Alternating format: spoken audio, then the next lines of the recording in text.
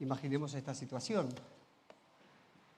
Una sala de un tribunal, está el juez en su lugar, el condenado, los abogados, defensores y el fiscal y los testigos y gente presencial ahí. Está a punto de comenzar el juicio, pero hay un pequeño detalle. El juez ya firmó la sentencia.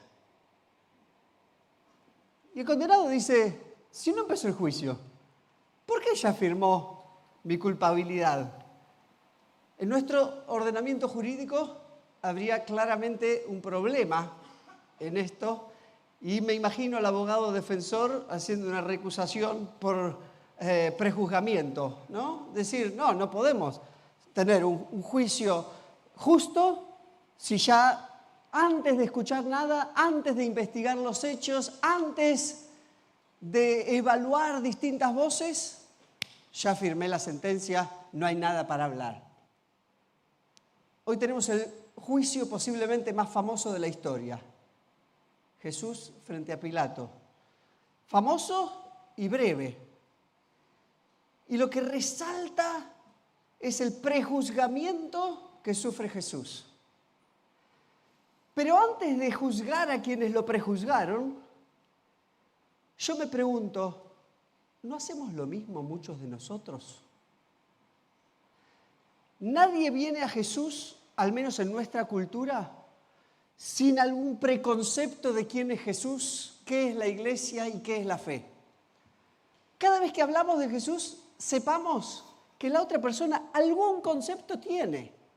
No sabemos cuál es, pero ya sabemos lo que piensan acerca de Jesús o de la iglesia o de la fe. Uno podría decir, es injusto, pero todos lo hacemos. Algunos dicen, bueno, le empecé a hablar de Jesús y de mi fe a alguien y me dijo, no, la fe es para los débiles. Es para gente que no tiene firmeza o que no piensa mucho y necesita aferrarse a otras cosas espirituales, efímeras. Bueno, esa persona ya tiene su definición de qué es la fe. Tiene su decisión de que no es para ella. Yo sé que Jesús no es para mí. La religión quiere controlar mi vida. No, yo de religión no hablo. Nada. Bueno, lo que hacemos, lo que evidenciamos en esas actitudes es que en realidad no tenemos ni ganas de analizar la evidencia. Mi preconcepto ya determina mi respuesta de antemano. Ni se te ocurre invitarme porque yo soy ateo. Es una respuesta que muestra mi decisión antes de analizar. Los líderes religiosos de este pasaje ya tienen su veredicto. El propósito de este mensaje es que sepamos examinar nuestros prejuicios para investigar honestamente quién es Jesús. Hay una palabrita que se usa, una frase que se usa mucho en ámbitos académicos y es honestidad intelectual. Todo académico quiere tener honestidad intelectual. Eso significa que todo su pensamiento tiene que pasar por un proceso de reflexión que afiance y afirme que lo que estoy diciendo es coherente con mi configuración intelectual. La honestidad intelectual hace que no podemos asumir un principio sin hacerlo pasar primero por toda una evaluación. Y mi propuesta es que hagamos exactamente eso con Jesús. Que no lo rechacemos ni lo aceptemos livianamente sin hacer una búsqueda profunda de quién fue y qué hizo por nosotros. La Cuaresma, el tiempo que estamos viviendo, nos prepara para la Pascua. La Pascua nos confronta. ¿Quién es Jesús para vos? Vamos a orar. Querido Dios, nos enfrentamos con este texto, pero queremos ser parte de este texto, metiéndonos en esa historia. Pedimos que nos ayudes, que nos ilumines con tu Espíritu Santo para entender cómo poner en práctica este mensaje en nuestra vida. Lo pedimos en el nombre de Jesús. Amén. ¿Cuál es el contexto de este capítulo 18 del Evangelio de Juan? Arrestaron a Jesús al principio del capítulo. Lo llevan ante Anás, que era el suegro del sumo sacerdote. Es una primera confrontación de quién es Jesús. Ya lo consideran culpable igual, pero lo interrogan.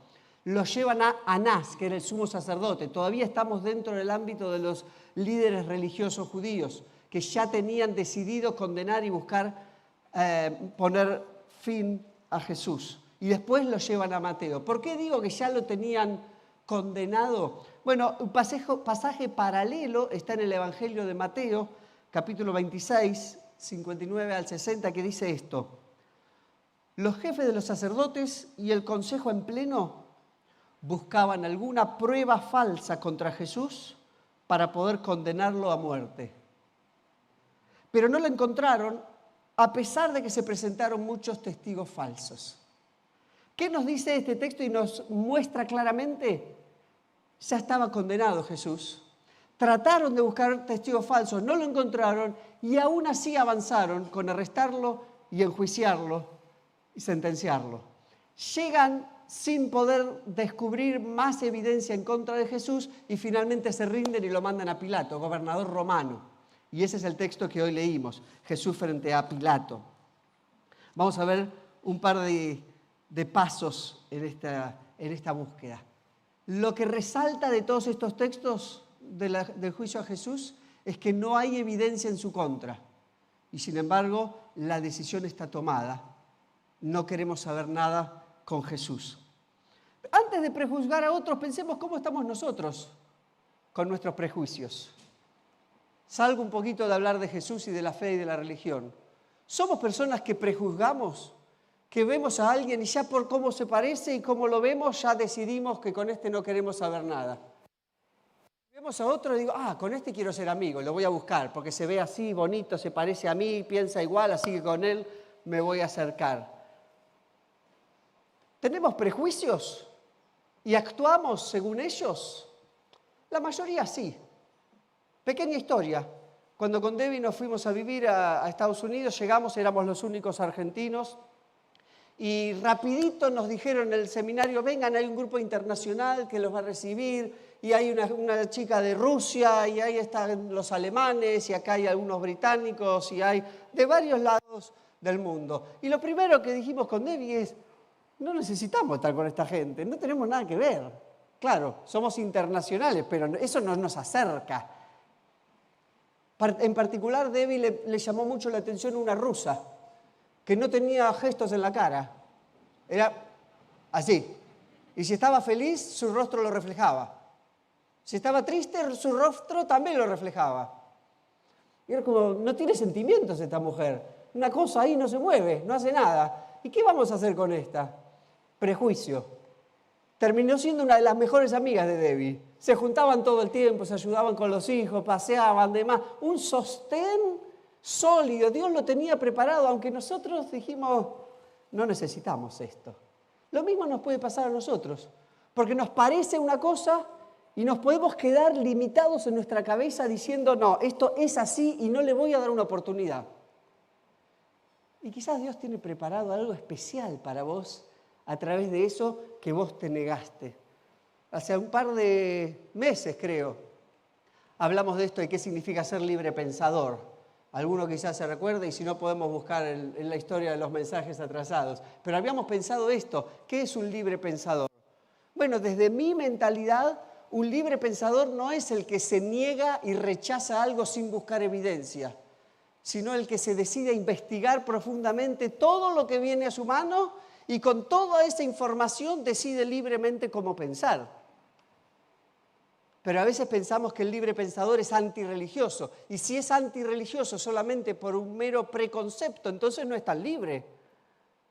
Porque no se permite pensar libremente para analizar evidencias de alguien que le plantea algo diferente. Este texto de hoy nos invita a que no juzguemos por las apariencias, pero que tampoco nos quedemos limitados en nuestro preconcepto de quién es Jesús. Una historia similar le pasó a C.S. Lewis, autor de las Crónicas de Narnia. Muchos lo conocen por ese rol. Pero antes, C.S. Lewis era un profesor universitario, y si bien lo conté algunas veces y muchos saben la historia, la voy a repetir porque es muy poderosa. Él era un ateo tenaz, profesor de la universidad, y enseñando el ateísmo y demostrando que la fe cristiana no tenía ningún sustento racional. Un amigo de él, Tolkien, que también es bastante conocido por sus escritos, lo invitó a desafiar su reflexión acerca de la fe. C.S. Lewis empezó a investigar para demostrarle a su amigo que el cristianismo era una pavada y no tenía sustento racional. Y haciendo la historia corta, llegó un momento en que C.S. Lewis dijo: no puedo negar la evidencia que estoy estudiando de quién fue Jesús y cómo cambió la humanidad. No puedo quedarme en mi prejuicio negativo acerca de Jesús. La evidencia es demasiado fuerte. Y terminó entendiendo que la vida pasaba por Jesús y empezó a escribir al revés, demostrando a todos los demás que la fe cristiana tiene un argumento racional y verídico en la historia de la humanidad. Esa transformación requirió una persona que no se contentó con su prejuicio religioso, sino que dijo: como mínimo voy a investigar. Y si después de investigar seguís pensando que la fe no es para vos, por lo menos vas a tener honestidad intelectual. Y voy a respetar que no te cuadra la fe cristiana en tu sistema de pensamiento. Pero no cierres esa puerta sin dedicarte a investigar profundamente quién es Jesús. En cuanto al Evangelio, yo digo, no nos quedemos con lo que nos contaron. Investiguemos por nosotros mismos. Pero esto va de dos formas posibles. Podría ser, como el caso de C.S. Lewis, alguien que dice: no, yo soy ateo. O no, yo soy agnóstico. No tengo lugar en mi sistema de vida para darle lugar a la fe. A esa persona le digo: respeto tu ateísmo, respeto tu agnosticismo. Lo único que te digo es: quiero que fortalezcas tu ateísmo sabiendo quién es Jesús, para que después sepas mejor qué es lo que estás rechazando. Porque es fácil decir no creo en Dios, pero quiero saber en qué Dios no estás creyendo. Quiero que estés seguro de que no crees en el Dios como se muestra en la Biblia. Ahora, la misma situación se aplica a alguien que creció en una familia cristiana y todo el tiempo desde chiquito le enseñaron las prácticas de la fe cristiana y llega grande y algún día se pregunta: che, ¿y esta fe que me instalaron mis padres, tiene sentido? ¿O solamente la sigo como práctica familiar? Bueno, si estás en esta situación, el Evangelio también te dice: no te quedes con una fe tradicional de costumbre familiar. Investiga, acércate a Jesús, busca bien quién fue y lo que hizo por vos, para que esa fe y esa costumbre religiosa, si querés llamarle, no sea solamente un mandato familiar, sino que es una realidad profunda de tu relación con Dios. Jesús se presenta como un rey distinto. Avanzo en el texto. Versículo 33. Dice: Pilato volvió a entrar en el palacio y llamó a Jesús. ¿Eres tú el rey de los judíos? Acá también hay un prejuicio desde el lado de vista de Pilato. La forma en que está escrito en el griego es: ¿sos vos el rey de los judíos? Como decir, yo sé, Pilato sabía que los judíos estaban esperando un rey. Pero vos, así. Lo que Pilato pensaba es lo mismo que los judíos pensaban. Cuando venga el rey, el Mesías, va a ser un revolucionario, va a convocar multitudes y nos vamos a rebelar del gobernador romano y vamos a empezar la liberación de los judíos. Los dos esperaban un libertador poderoso. Los judíos no se bancaban que Jesús tenía este otro perfil. Entonces dijeron: vamos a sacarlo del medio. Pilato esperaba lo mismo que los judíos le habían dicho. Entonces cuando ve a Jesús dice: ¿vos? ¿Estás seguro? Él esperaba una respuesta negativa. O sea, Pilato le dice: ¿sos vos? Jesús tendría que haber dicho: no, la verdad que no. Obvio, ¿yo voy a hacer? No. Sin embargo, Jesús responde diciendo: sí, pero distinto de lo que todos piensan. Versículo 36. Mi reino no es de este mundo. Si lo fuera, mis propios guardias pelearían para impedir que los judíos me arrestaran. Pero mi reino no es de este mundo. Ahora, la pregunta que tenemos nosotros es, si no es ese tipo de reinado el que Jesús estaba propiciando, ¿qué tipo de rey es? Si no es el que iba a revolucionar y liberar a los judíos, bueno, pero está diciendo soy rey, ¿qué tipo de rey? Quiero acá profundizar un poco el concepto del reinado de Cristo, porque este concepto puede cambiar radicalmente la manera en que vivimos nuestra fe. ¿Quién es Jesús para vos? Esa es la pregunta que tenemos que hacer. ¿Sabemos quién era Jesús para los judíos? Este relato nos lo dice.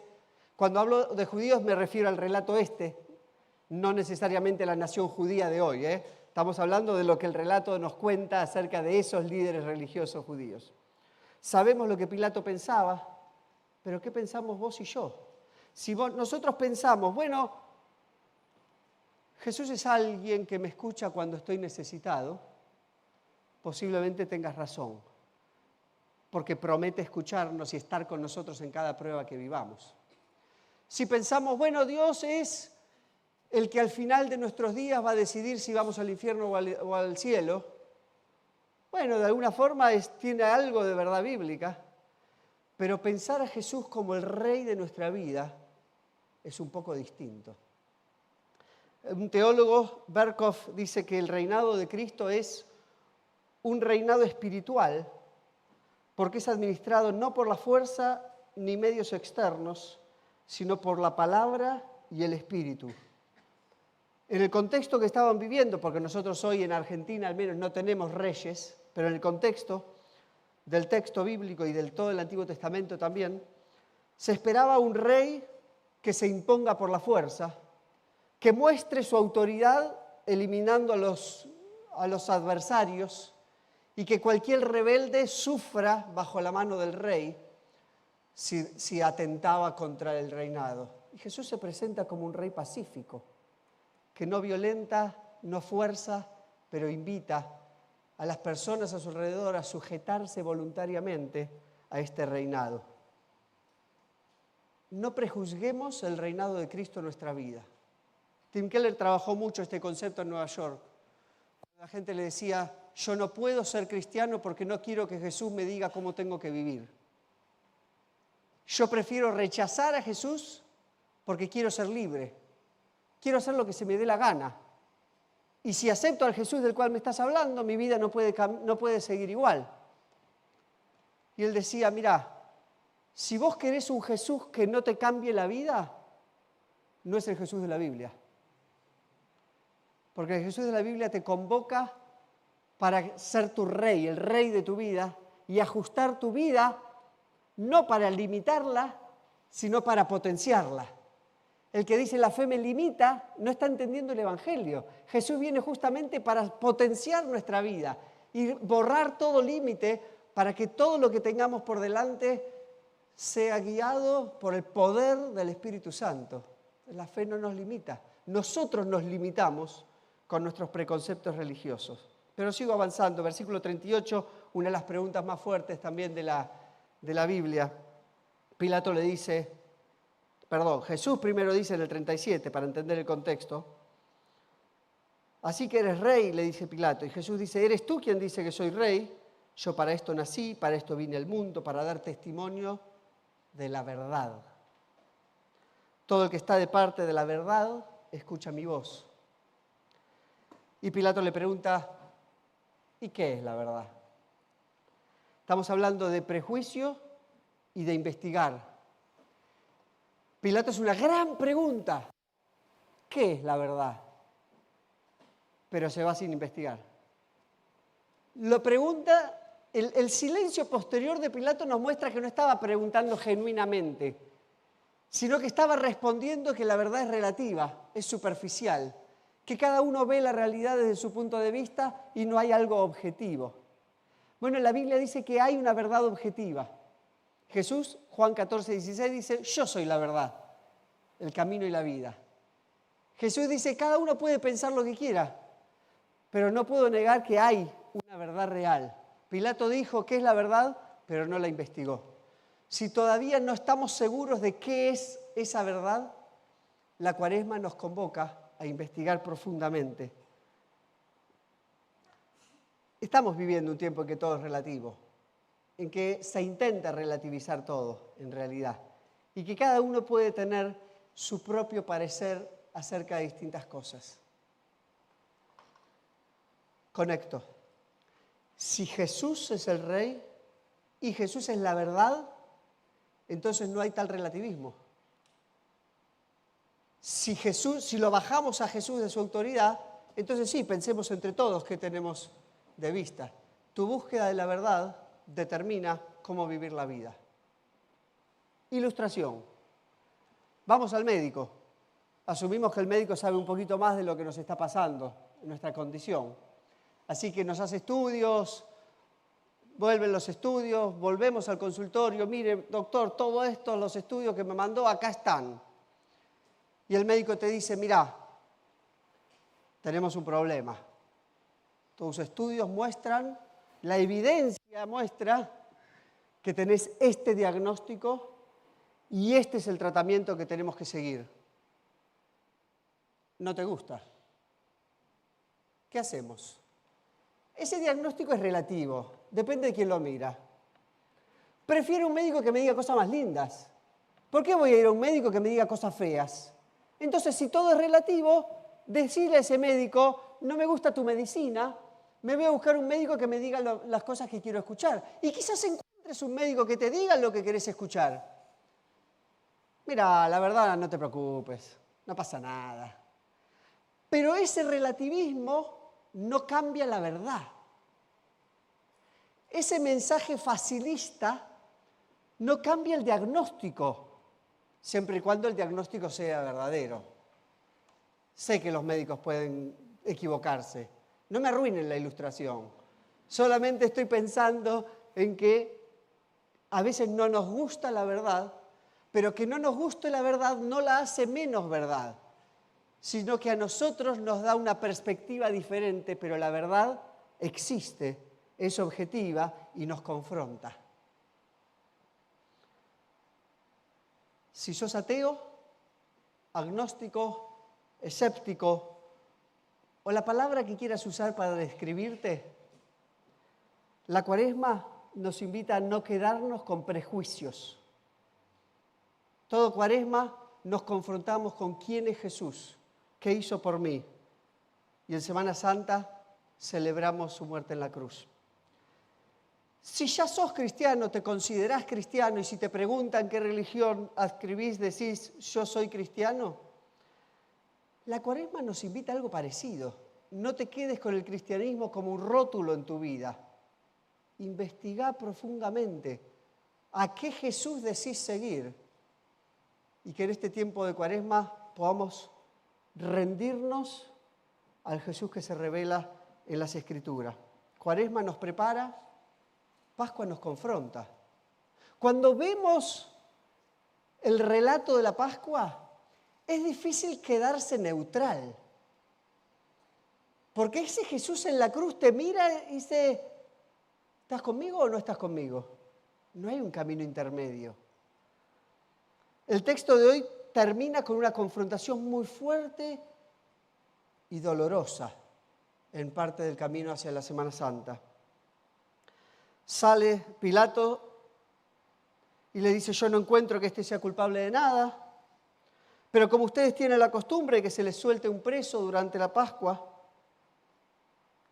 ¿quieren que les suelte el rey de los judíos?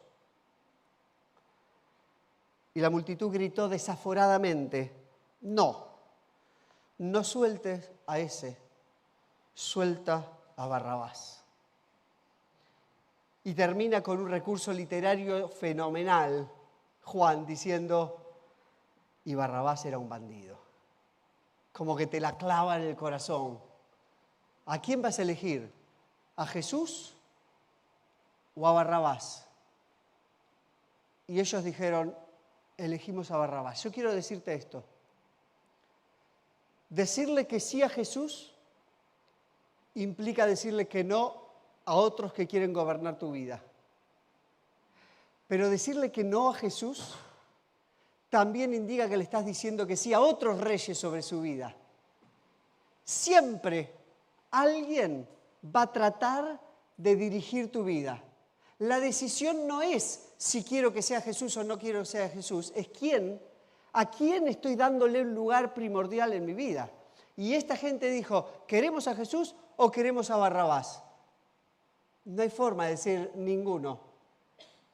Algo va a haber en tu cabeza y en tu corazón que va a dirigir tu vida. Mi oración de hoy es que no nos quedemos neutrales. Porque en la fe la neutralidad no existe. Puede ser que todavía no sepas qué decidir.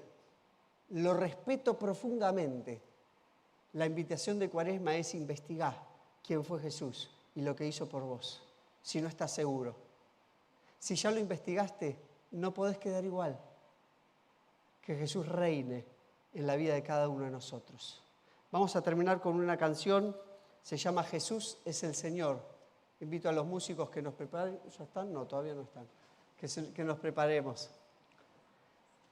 Ahora, pensemos lo que significan estas canciones. Porque venimos, cantamos, y linda la música, me puede gustar la canción, algunas canciones quizás no me gustan, pero me motivan.